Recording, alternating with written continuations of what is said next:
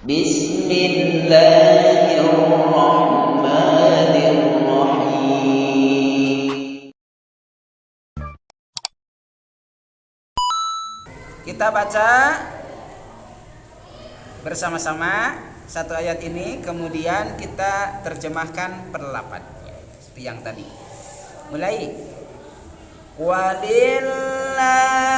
mulkus samawati wal ard wallahu ala kulli syai'in qadir.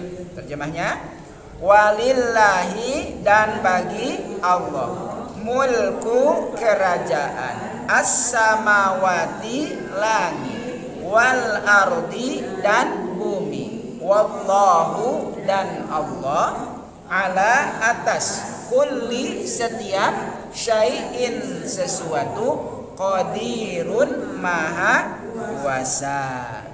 Sekali lagi, bacakan ayat ini, hafalkan terjemahnya.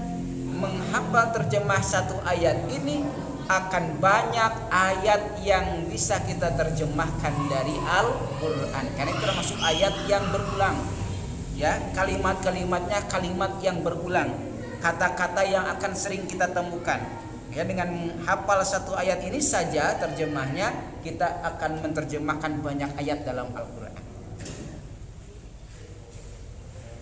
Al-hadirat rahimakumullah. Kita masuk ke segmentasi berikutnya, yakni segmentasi yang terakhir, menggali makna, tadabbur ayat, mengambil pelajaran, isi kandungan dari ayat-ayat yang sudah kita bacakan. Karena waktunya yang singkat, maka kita akan langsung mentadaburi ayat yang ke-185. Ya, karena ini termasuk ayat yang masyhur. Kita akan tadaburi bersama ayat ke-185.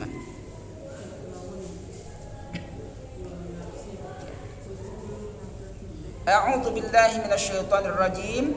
Wallahu ta'ala 'alamu bis-shawab. Kullu nafsin dha'iqatul maut. Hafal ayatnya, hafal? Hafal pisan ini mah. Sering kita dengar ya tentang maut. Ya, apal pisan. Kullu nafsin dha'iqatul maut. Kullu setiap nafsin yang bernyawa, dha'iqatu pasti merasakan, al mauti maut. Pasti akan merasakan maut. Akan merasakan mati. Setiap yang kalau kita bernyawa tidak? Pasti akan merasakan. Kapan? Allahu alam. Dirahasiakan, ya. Wa ma tadri nafsum madza taksibu qada. Wa ma tadri nafsum madza taksibu qada. Wa ma tadri nafsum bi ayyi ardin tamut. Seseorang tidak akan tahu apa yang akan terjadi termasuk seseorang tidak akan pernah tahu tentang kematian. Kapan, di mana, bagaimana. Kapan, di mana, bagaimana. Rahasia. Kapan matinya? Wallahu a'lam, gak ada yang tahu. Lusa, minggu depan, bulan depan, tahun depan, atau besok malah, atau nanti. Tidak ada yang tahu kapannya. Di mana juga tidak akan ada yang tahu. Ya, pengennya meninggal di masjid, pengen ke warung beli cai di jalan, aja di masjid. Karena ketemu malaikat Israilnya di jalan, ya jadi di masjidnya. Tuh. Nggak tahu di mana. Ya, banyak kita temukan yang di perjalanan. Ada tempat tinggalnya di satu tempat, ya sedang bertemu dengan saudaranya di tempat saudaranya meninggal. Kan karena tidak tahu itu di mana tempat. Kemudian bagaimana cara meninggalnya juga rahasia. Ingin meninggal bagaimana, Bu? Nah, lagi sholat, pinginnya begitu ya, lagi ngaji, lagi zikir, lagi beribadah lah secara umum ya, lagi beribadah. Atau menggali gambaran husnul khotimah dari para sahabatnya Nabi. Ya, gambaran wafat husnul khotimah. Jadi yang kita inginkan adalah wafat yang husnul khotimah. Bagaimana cara kita wafat? Wafatnya husnul khotimah. Tapi bagaimana prosesnya? Wallahu a'lam. Boleh jadi tidak harus yang husnul khotimah itu wafatnya sedang diam, sedang ngaji, ya kan? Ada atau wafatnya tidak ada apa-apa, tiba-tiba saja.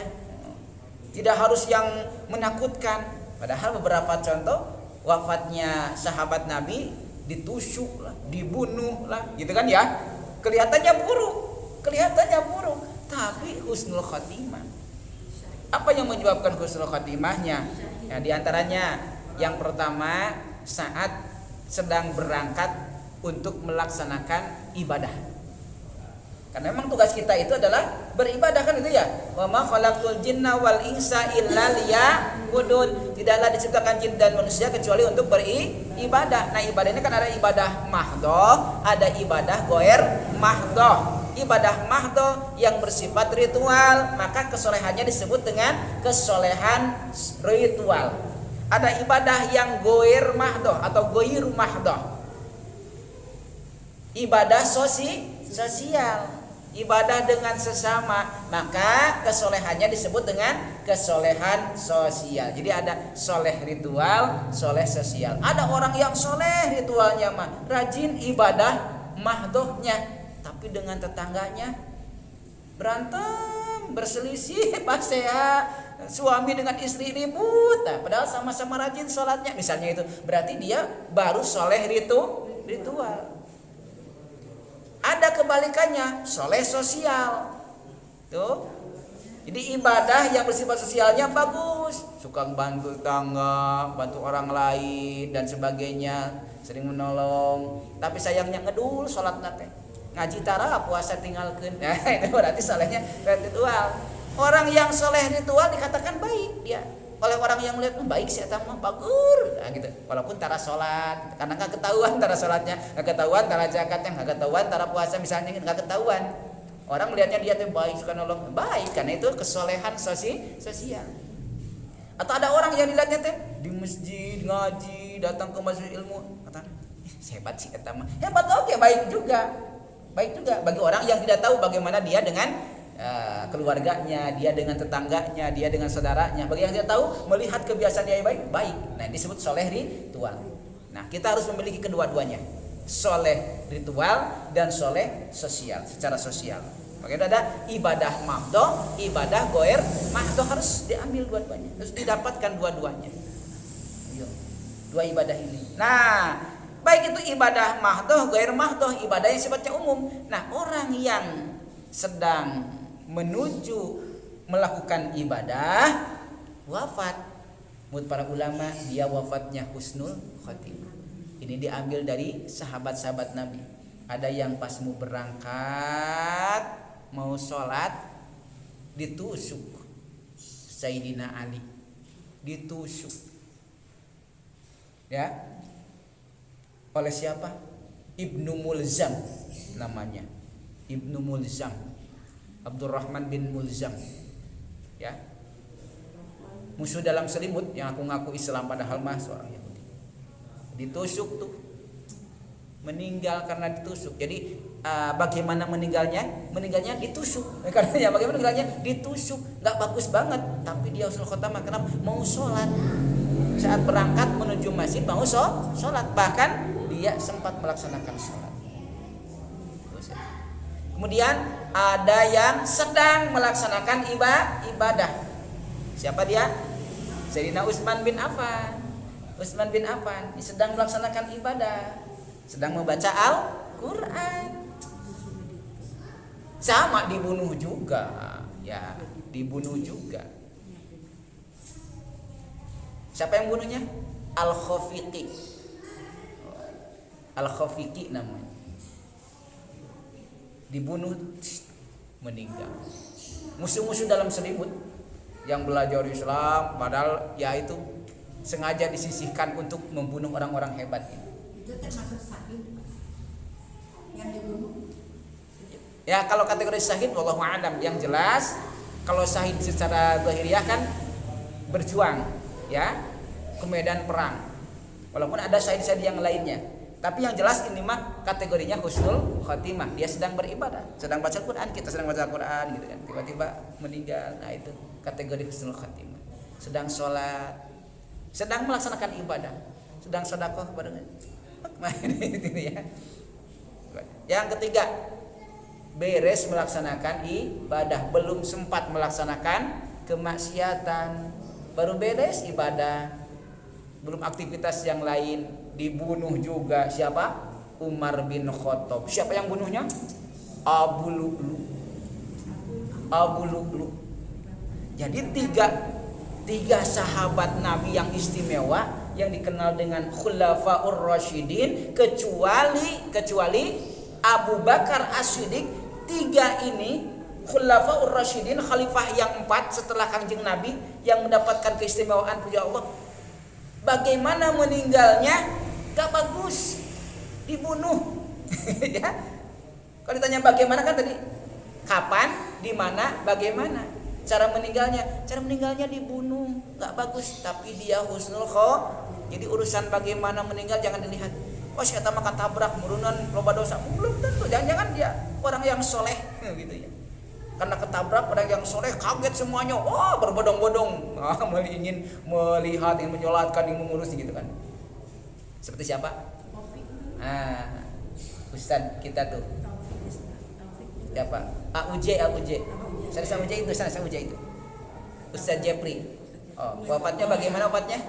Nabrak kan motor, kecelakaan. Kan gak bagus kelihatannya. Wallahu a'lam, karena kita tidak bisa menetapkan sesuatu yang bukan dalam pengetahuan kita. Nah, gitu. Beres melaksanakan ibadah. Kemudian bagaimana meninggalnya mah tidak bagus kelihatannya, boleh jadi husnul khotimah. Allahumma ighfirlahu warhamhu wa'afihi wa'fu. Guru-guru kita. Dan baca lagi.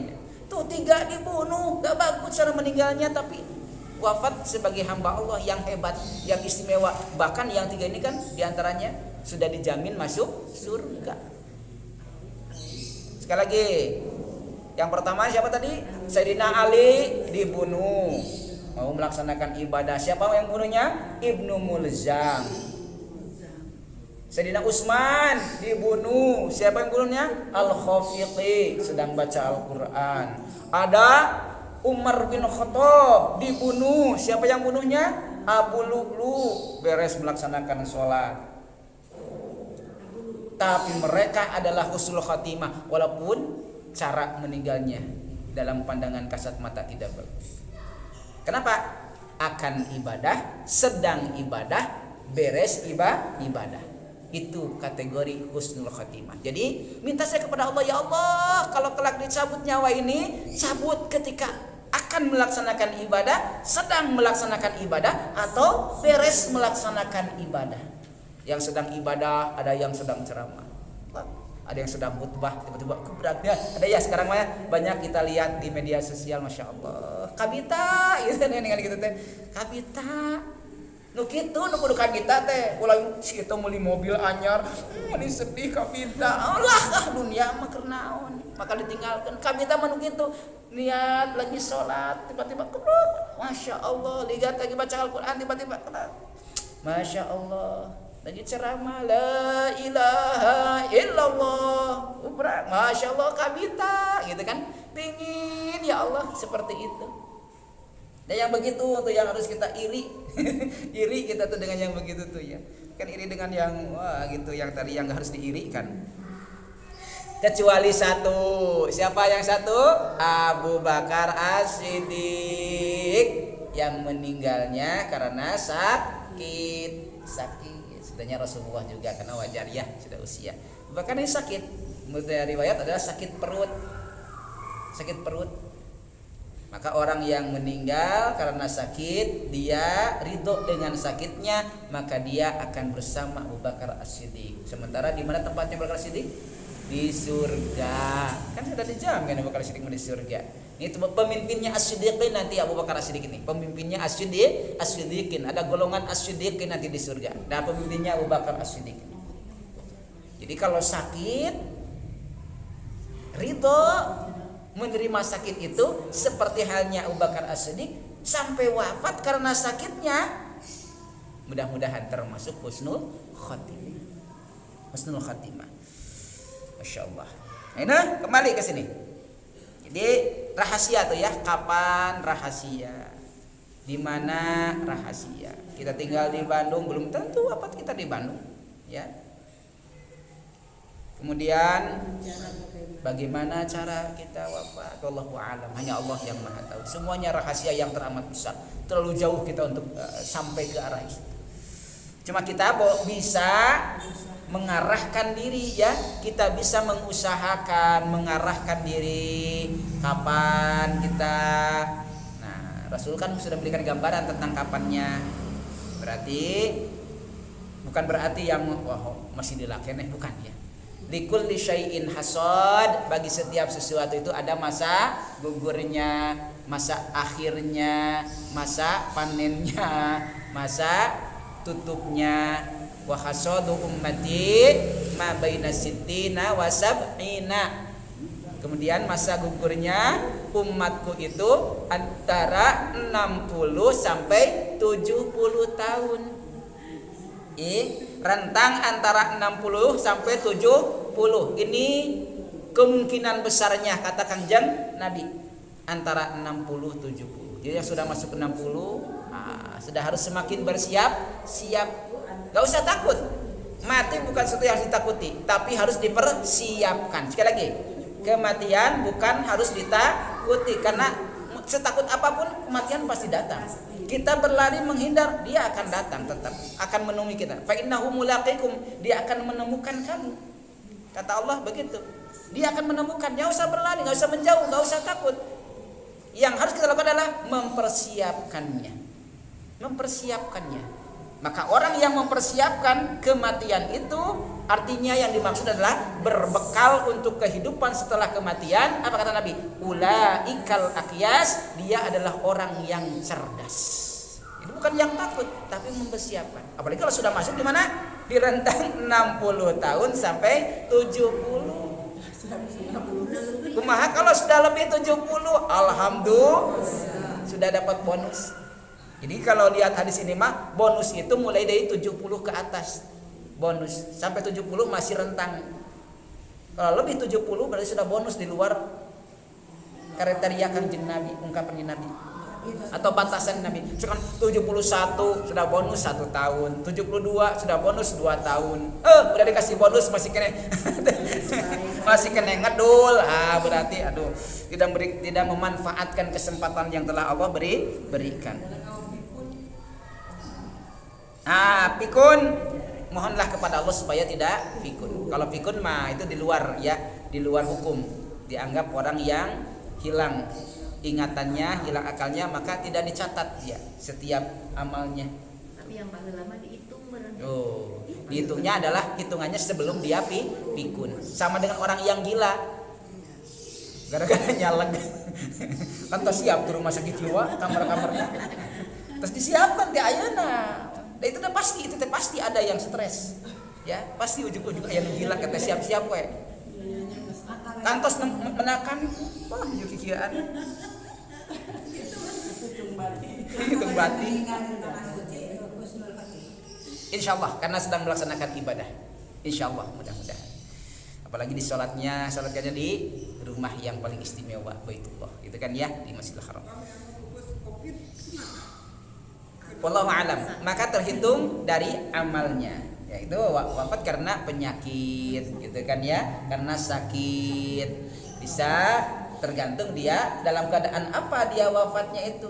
Dalam keadaan baik, soleh, rajin ibadah, karena penyakit dia wafat, ya akan tercatat apa yang terjadi sebelum dia sakit dan wafat itu. Kemudian yang gila akan dicatat amalnya sebelum dia gila. Setelah gila ke sana enggak dicatat. Malaikat raqib atid istirahat. Alhamdulillah capek nguruskan si eta. Stres ya terjadi. Di Palestina kan juga sakit. Syahid insyaallah gitu mah ya. Syahid. Insyaallah syahid. Kembali kita bisa mengusahakannya. Kapan? Oh, ingin sesuai dengan ungkapan Nabi antara 60-70 berarti harus menjaga kesehatan. Walaupun urusan ajal urusan Allah kita tidak tahu, tapi kita bisa mengikhtiarkannya. Oh, menjaga kesehatan, kita sehat berarti kemungkinan usia akan panjang kan gitu ya. Ada beberapa penelitian yang menjadikan seseorang usianya panjang kan begitu? Ada beberapa penelitian. Memakan makanan yang seperti ini, melakukan kegiatan-kegiatan yang seperti ini itu akan menambah usia. Dan Rasulullah sudah memberikan beberapa gambaran ya di antaranya silaturahmi itu akan memperpanjang, artinya kesolehan sosialnya dijaga dengan baik itu akan memanjangkan usia. Kenapa? Coba setiap kita bertemu saya sampaikan, insya Allah kita ketemu di pekan depan dalam keadaan sehat walafiat. Berarti usia kita sudah seminggu dah. Mudah-mudahan dicatat oleh Allah, mudah-mudahan panjang seminggu terus panjang seminggu. Beak-beak silaturahmi. Mudah-mudahan tahun depan setahun kita berdoa, ya Allah minimal setahun ke depan panjangkan. Setiap tahun depan ketemu lagi setahun terus bertambah. Maka pantas silaturahmi memanjangkan usia karena kita suka mendoakan mudah-mudahan sehat ketemu lagi sekian tahun ke depan. Itu kan meminta usia dipanjangkan. Apalagi sedekah. Itu kan kesolehan selain ritual kepada Allah sosial. Coba ibu ngasih seseorang yang sedang duduk, sedang tidak misalkan tukang naon lah gitu di jalan, atau yang suka punten tukang sampah gitu kan, tiba-tiba kita datangi tukang parkir atau masuk di jalan teh gini, kasih situ. Nah kita kasih jangan gede-gede, misalkan biasanya dapatnya berapa? Biasanya kalau ada yang ngasih 1.500, 2.000 paling gede. Coba ibu kasih 50.000. Coba kasih 50.000. Masya Allah, terima kasih ibu. Mudah-mudahan berkah panjang yuswa. Coba aja. Kita takar berapa biasanya dia dapat dari orang dapat berapa. Sekali-kali kita kasih lebih daripada itu. Jangan gede-gede, kalau biasa dia dapatnya 1.000, 2.000, kita kasih 10.000 aja sudah. Wah ya, hatur nuhun. Coba ini. Saya juga mencoba-coba begitu. Biasanya kasih 20.000. Itu doa nate. Dan pas saya pergi ada ngekene. Makasih ya Bang. Padahal cuma 20.000 gitu. Karena beda, biasanya ngasih 1.000, 2.000. Coba kasih yang beda. Coba. Nah, itu sedekah. Kenapa? Kita akan mendapatkan doa yang banyak. Di antara doanya panjang umur. Pasti kedengar tuh. Mudah-mudahan sing panjang yuswana, berkah rezekinya. Insyaallah. Ini jaminan ya. Jaminan. Ya, umur panjang. Itu sedekah termasuk bisa memanjangkan usia kita. Dan tentu Allah itu yang mengatur. Kita boleh mengikhtiarkan. Di mana kita meninggal? Karena pasti kan kita akan meninggal karena kita hidup. Di mana bisa diusahakan. Ya, bahasa matematika ada yang disebut dengan peluang. Semakin banyak kita melakukan itu, semakin besar peluangnya. Semakin banyak kita ke masjid, semakin besar peluang kita meninggal di mana? Mundar-mandir rumah masjid. Ya, kita akan meninggal peluangnya antara rumah dan masjid begitu. Peluangnya itu. Ya, lamun biasa teh kabunung gitu kan, kabunung manjat gunung ya, seperti yang di mana yang sekarang sedang ada tuh meninggal di gunung karena meletus gunungnya, sedang manjat gunung gitu. Misalnya yang biasanya sehari-harinya di laut, kemungkinan besarnya meninggalnya di laut, kemungkinan besar. Jadi di mana tempat seringnya peluang banyaknya berada, kemungkinan besarnya di situ. Ya, mudah-mudahan kita wafat di tempat-tempat yang baik. Ya, di tempat-tempat yang baik. dalam keadaan sedang melaksanakan amal yang baik. Gitu. Dengan cara yang baik. Inginnya dengan cara yang baik. Walaupun tadi para sahabat yang istimewa saja dibunuh gitu, inginnya kita mah dengan jangan dibunuh, ya, dengan cara yang baik. Mungkin ya tadi itu kalau bisa sedang tiba-tiba aja sakit juga enggak, tapi sedang melaksanakan ibadah Allah cabut terus kita dibadah. Masya Allah. Apalagi kalau yang terakhir dari lisan kita apa? La ilaha illallah. Pingin banget ya Bu ya? Pingin banget itu. Kayak saya dengar yang ceramah itu, yang meninggal ceramah, ternyata kalimat katanya la ilaha illallah. Ya Allah, itu senang khutbah, itu sedang ucapan asli. Berarti memang kalimat Nabi itu benar adanya secara dohiriyah. Ada yang memaknai secara maknawiyah. Makna artinya hidupnya itu sesuai dengan aturan Allah. Dia berjalan di jalan Allah. Tapi ada yang memaknai secara dohiriyah. Benar-benar keluar kalimat itu. La ilaha illallah. Aduh, kabita. Benar-benar keluar itu. Sementara sudah dijamin ya. Man akhiru kalamihi la ilaha illallah. Siapa yang akhir ucapannya, kalamnya, ya, ucapannya adalah la ilaha illallah, dakhalal jannah. Pasti masuk surganya, pasti. Kan dakhala fi'il madi. Dakhala fi'il, ada fi'il madi teh artinya apa? Sudah. Ya kan? Dakhala sudah masuk al jannata ke surga. Jadi nama di dinya keneh, ke dimandian keneh, ke di salat terus di surga. Padahal masih nanti masuk ke alam barzah, tapi Allah sudah menjamin dia masuk sudah di surga. Artinya setiap yang akan dia lewati nanti mulai alam barzah sampai yaumul jaza serasa sudah di surga, sampai benar-benar mendapatkan surga. Penuh dengan kenikmatan. Beda dengan yang ditampilkan. Nah, insyaallah. Tahu gitu? Jadi asli la ilaha itu ditemukan. Yang mengucapkan itu di akhir kalam. Kita juga pingin gitu ya yang keluar itu. Dan itu adalah karena kebiasaan sampai lisan kita refleks. Karena sesuatu yang keluar dengan refleks itulah yang akan keluar saat nanti ajal tiba, sakaratul maut. Ketika datang sesuatu yang sangat mengagetkan, maka yang keluar dari sana adalah sesuatu yang biasa kita ucapkan. Kalau kita biasa mengucapkan kalimat-kalimat thayyibah, setidak-tidaknya yang akan keluar dari lisan kita adalah kalimat thayyibah. Maka sering-sering basahi lisan kita dengan kalimat thayyibah. Terus kan begitu. Basahi lisan kalian dengan kalimat Allah, kalimat thayyibah, dengan berzikir kepada Allah. Jadi antaranya Abdul Zikri fa'lam annahu la ilaha illallah. Seutama-utamanya zikir, ketahuilah dia itu la ilaha illallah. Atau minimal kalimat istighfarnya astagfirullah, subhanallah, alhamdulillah. Sering-sering itu keluarkan dari lisan kita, maka itu nanti akan keluar. Ya. Kembali ke sini. Kullu nafsin dha'iqatul maut. Setiap yang bernyawa pasti mati. Kita semuanya masih bernyawa pasti mati. Semua apapun yang bernyawa pasti mati.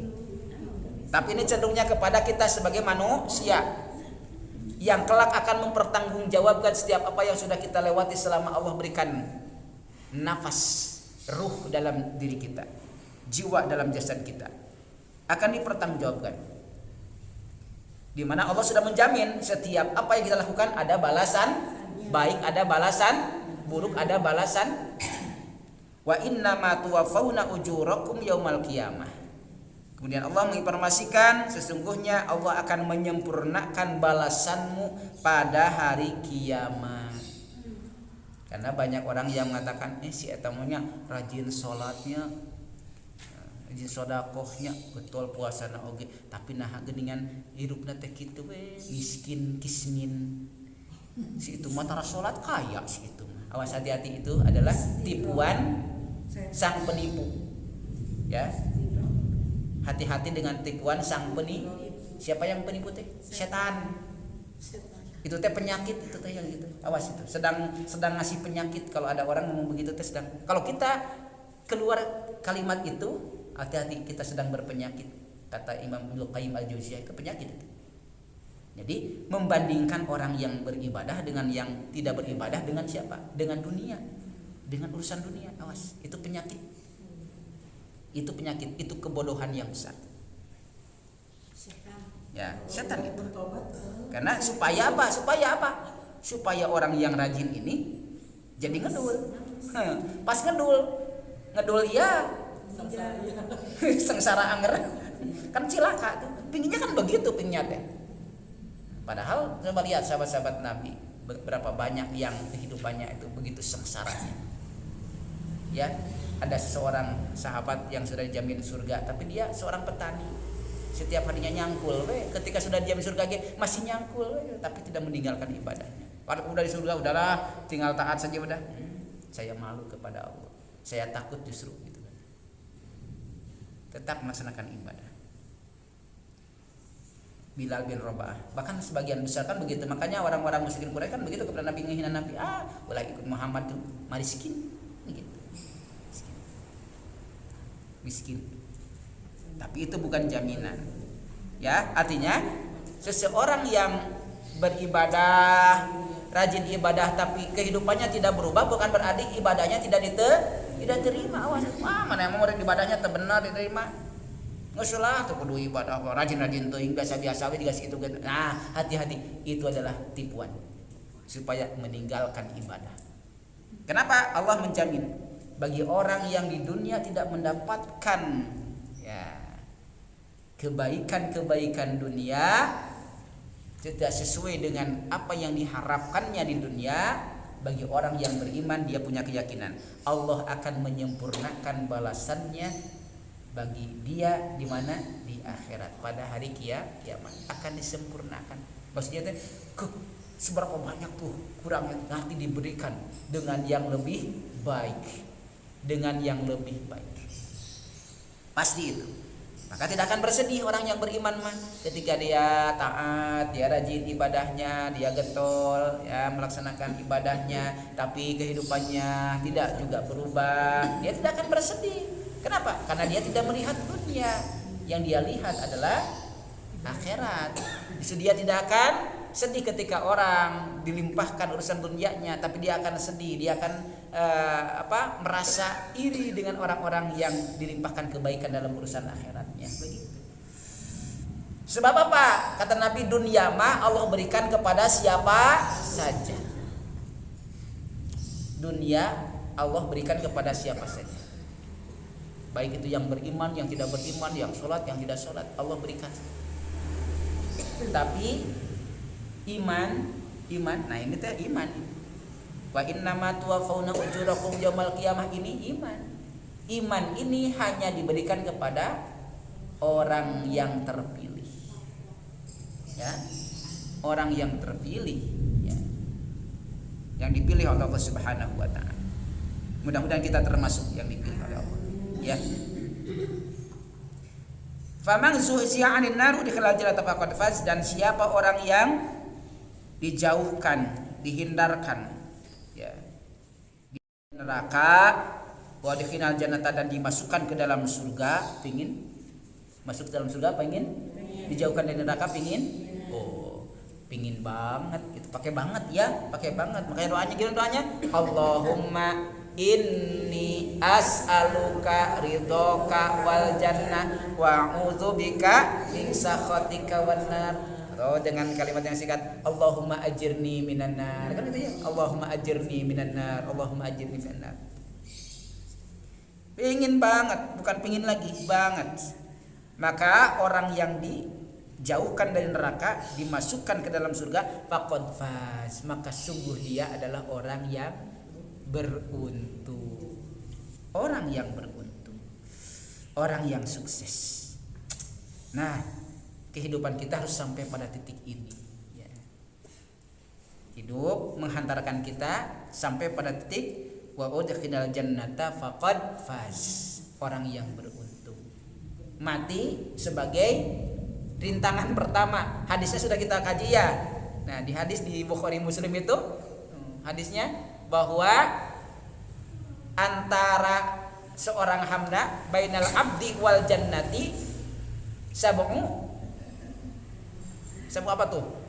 Sab'u asobat. Antara seorang hamba dengan surga itu ada aqobat, ada 7 rintangan. Sab'u aqobatin, ada 7 rintangan. Rintangan yang pertama adalah maut. Jadi kalau ingin masuk surga harus maut.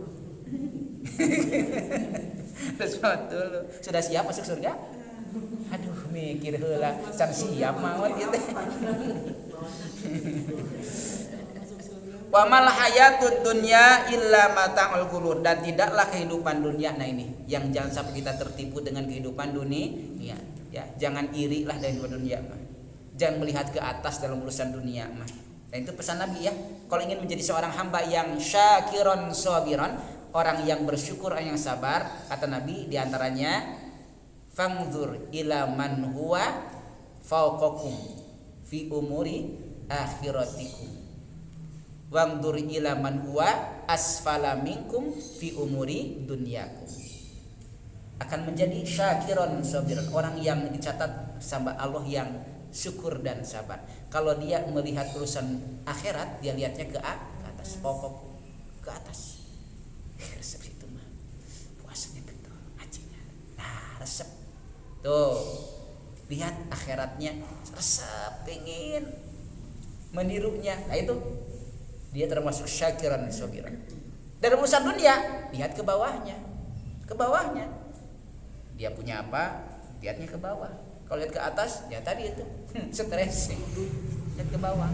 Dia punya mobil, belum punya pesawat pribadi. Belum punya pesawat pribadi, punyanya mobil. Lihat, oh saya punya mobil gitu, mau pakai motor. Yang punya motor, lihatnya bukan yang mobil, lihatnya yang sepeda. Yang punya sepeda, lihat yang jalan. Begitu terus. Lihat dalam urusan dunia itu, lihat ke bawah. Lihat ke bawah. Yang punya rumah sederhana, lihatnya kepada orang yang ngontrak.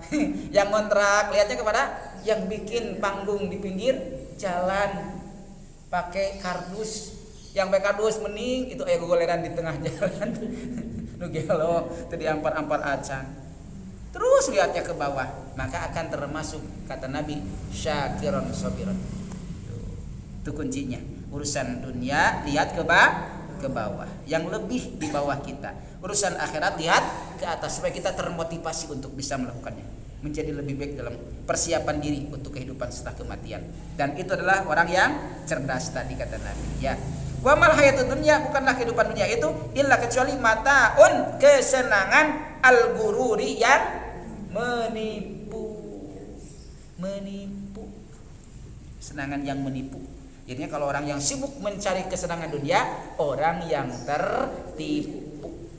Orang yang habis-habisan, ya, habis-habisan hanya mengejar kesenangan dunia, berarti habis-habisan dia tertipu. Orang yang sedih, orang yang stres gara-gara urusan dunia, berarti dia tertipu. Orang yang stres tertipu.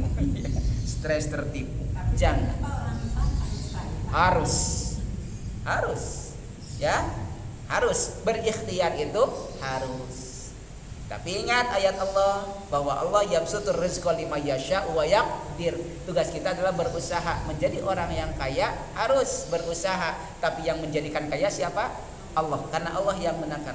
Ada orang yang perlu dengan segala usaha, sehari semalam nggak berhenti bekerja, dapatnya cuma segitu. Tapi ada yang cuma 1 jam dapatnya segini, gitu ya, segitu dan segini, gitu ya. Boleh jadi itu karena Allah yang mengatur. Karena urusan kaya tidak kaya itu kadang-kadang tidak bisa diukur dengan banyak dan sedikitnya, ya. Karena kata Nabi gimana? Laisal gina. Tuh, ingat, jadi urusan kaya itu ternyata bukan kaya dunia. Karena kita sering menilai bahwa orang kaya itu kaya dunia, bahwa orang yang diperintahkan kaya itu adalah kayanya dunia. Bukan kata Nabi. Laisal gina likasratil aradi. Bukanlah orang yang kaya itu yang kaya dengan harta benda duniawi, ya, dengan banyaknya harta. Jadi orang yang kaya itu dalam prinsip Nabi bukan orang yang banyak harta. Walakinal gina nafs. Tapi orang yang kaya itu adalah yang kaya hati. Ya. Karena orang yang banyak hartanya belum tentu dia bisa menafkahkan harta di jalan Allah. Tapi banyak orang yang kaya hati, walaupun dengan harta yang sedikit dia bisa berinfak, dia bisa menafkahkan hartanya di jalan Allah, kan begitu. Ada hubungannya dengan obat barokah. Ya, betul. Maka untuk berbuat kebaikan itu tidak harus menunggu kaya secara materi, tapi cukup mengkayakan diri. Nah, masih kaya dia adalah kaya jiwa. Karena orang memberi itu perlu kekayaan jiwa. Iya ya, kaya, punya uang cuma 100.000, tapi ningali itu karunya pisan. Karena kaya hatinya, dikasih we, kan itu ya, dikasih we. Tapi ada orang yang punya banyak hartanya, tapi medit, medit, nggak merasa karunia, tidak mau ngasih. Nah itu. Maka benar apa yang disampaikan Nabi, laisal ghina likasatil arad walakinnal ghina ghina nafs. Orang kaya itu bukan kaya karena banyak hartanya, tapi orang yang kaya adalah yang kaya hatinya. Kaya hatinya. Wallahu a'lam bishawab. Mudah-mudahan menjadi renungan kita, tadabbur kita, menjadi pelajaran dari satu ayat yang istimewa buat kita di sore hari ini. Terima kasih kebersamaannya. Mudah-mudahan Allah memberikan kita pemahaman, ilmu yang bermanfaat. Allah kepada kita baik dengan ditambahnya pemahaman tentang urusan agama.